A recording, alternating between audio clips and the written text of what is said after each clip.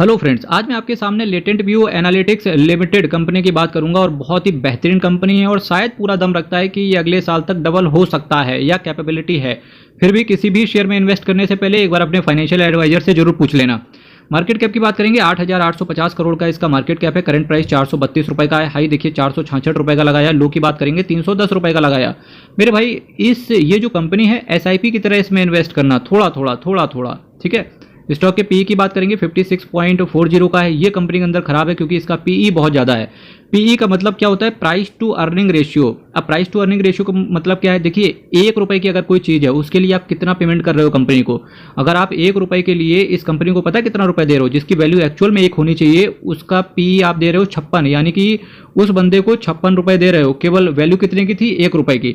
तो कई बार ऐसा होता है कि कंपनी की ग्रोथ की वजह से भी देते हैं या कंपनी के अंदर बहुत ज़्यादा पोटेंशियल है कि ये शेयर आने वाले समय में और भी ज़्यादा आगे निकल जाएगा या इसका बिजनेस बहुत तेज़ी से आगे बढ़ेगा, तो इस वजह से भी हम कई बार कंपनी की गुडविल की वजह से भी एक्स्ट्रा पेमेंट करते हैं।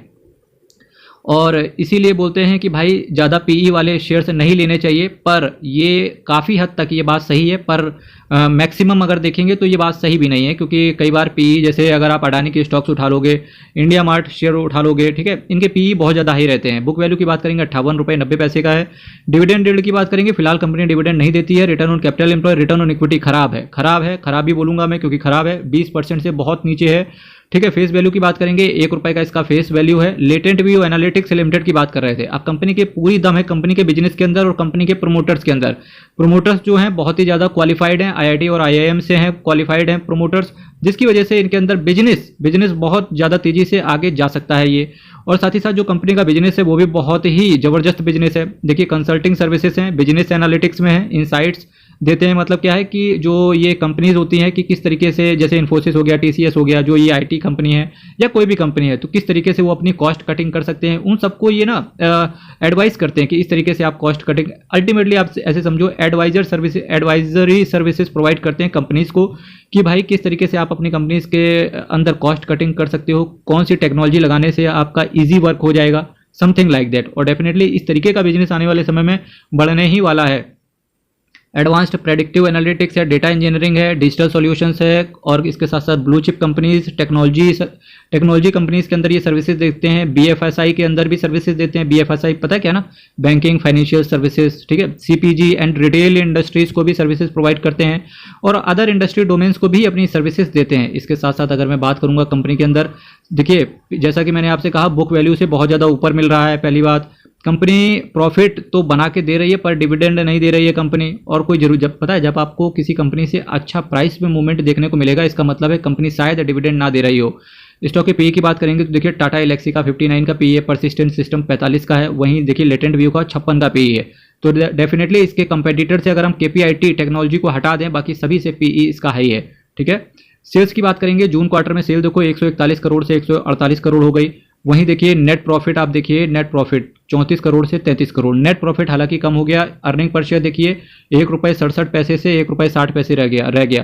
क्वार्टर ऑन क्वार्टर बेसिस पे इसका प्रॉफिट गिरा है, न केवल गिरा है बल्कि पिछले 3 क्वार्टर से इसका प्रॉफिट गिर ही रहा है, ठीक है।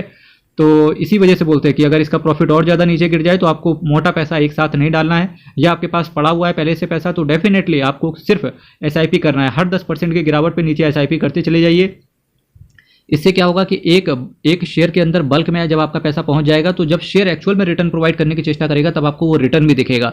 कई बार इन्वेस्टर्स क्या करता है कि कोई शेयर खरीदता है, खरीद तो लिए 100 रुपये के, पर रिटर्न क्या हुआ, वो 1 साल के बाद डबल हो गया। मतलब 100 रुपये का शेयर 200 रुपये हो गया। अब हम उस 100 रुपये का करें क्या? सही बात तो ये है कि उस 100 रुपये का करें क्या। वही अगर 10 लाख पड़ा होता, 10 लाख डबल होता तो 10 लाख 20 लाख हो गया होता, तो उस 10 लाख का हमें समझ में आता है कि क्या करते हैं, ठीक है। 100 रुपये का शेयर आप डबल करवा रहे हो, 100 रुपये ही पड़ा था शेयर के अंदर, तो क्या बनता है इससे? इसीलिए बोलते हैं कि एसआईपी मोड अपनाओ, जितना हर 10% के साथ नीचे गिरे। और यकीन मानना, जो लोग बोलते हैं ना कि 5 रुपये से करोड़पति हो गए, 10 रुपये से करोड़पति हो गए, 1000 रुपये से करोड़पति हो गए, ना। करोड़पति बनने के लिए अगर आप शेयर मार्केट में हो तो मिनिमम 10 लाख की कैपिटल से ही बनेगा करोड़पति। जितनी ज़्यादा कैपिटल उतना अच्छा पैसा, ठीक है। 1 रुपये से 1 लाख रुपये बनाने में तेल निकल जाएगा, ना केवल तेल बल्कि हो सकता है 20-25 साल लग जाए। पर जी हाँ, 1 लाख रुपए से 10 लाख बनने में टाइम नहीं लगेगा, और 10 लाख से 1 करोड़ बनने में बिल्कुल टाइम नहीं लगेगा। ये शेयर मार्केट का असली राज है जो कि कोई नहीं बताता है।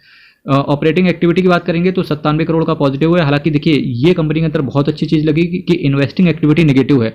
और जब मैं इन्वेस्टिंग एक्टिविटी को देख रहा था तो कंपनी ने पता क्या किया है, कंपनी ने देखिए इन्वेस्टमेंट परचेज किए हैं, 365 करोड़ के।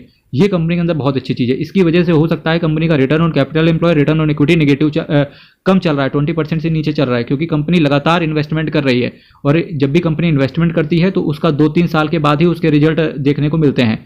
तो इस वजह से ये कंपनी मुझे बहुत ज़्यादा अट्रैक्ट लगी और अब मुझे लगता था कि आपके सामने इस कंपनी को लाया जाए। और साथ ही साथ जो पब्लिक की होल्डिंग है इस कंपनी के अंदर वो है 30% के आसपास। तो डेफिनेटली जिनका भी पैसा, ये नंबर ऑफ शेयर होल्डर्स हैं कितने, 2,87,607, जो ये 2.5 लाख के आसपास जो इन्वेस्टर हैं या क्लोज टू 3 लाख के आसपास जो ये इन्वेस्टर हैं, तो डेफिनेटली मेरे भाई अगर ये शेयर आपके पोर्टफोलियो में 10-20% नीचे है तो डेफिनेटली हर 10% की गिरावट पे आपको एक्यूमुलेट करना है और ये आपको लॉन्ग टर्म में बहुत अच्छा इन्वेस्टर बनने के लिए प्रेरित करेगा। प्रोमोटर की होल्डिंग जबरदस्त है 65%, एफआईआईस की होल्डिंग 2.57% है और डीआईएस की होल्डिंग कम करी है 1.65% से 1.58%। और आज का जमाना ऐसा चल रहा है मेरे भाई जहां डीआईएस भले ही ना कमाए पर रिटेल इन्वेस्टर कमा रहा है। सुजुलॉन एनर्जी को देख लो, परफेक्ट एग्जांपल है।